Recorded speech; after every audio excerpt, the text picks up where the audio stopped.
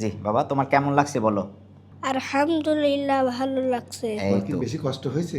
না, আপনার ছেলের তো সুন্নতে খতনা হয়েছে, কেমন লেগেছে আপনার যদি একটু বলতেন। আলহামদুলিল্লাহ, অনেক ভালো লাগছে। আমাদের কিছু প্রতিশ্রুতি ছিল ব্যথামুক্ত, রক্তপাত ছাড়া এবং শিশু বান্ধব পরিবেশ। আমাদের কথার সাথে কি কাজের মিল পেয়েছেন কি? 100% মিল পাইছি।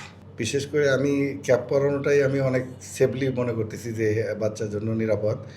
আর যে প্রসেসিং সবগুলোই আমার কাছে খুব ভালো লাগে। আমি Bangladesh police DMP detective branch DB.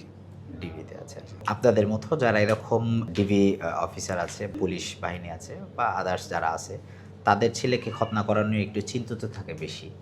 তো সেক্ষেত্রে তারা কি আমাদের এখানে আসলে নিরাপদ মনে করবে কি? অবশ্যই নিরাপদ। এখানে আসলে এখানে পরিবেশও ভালো।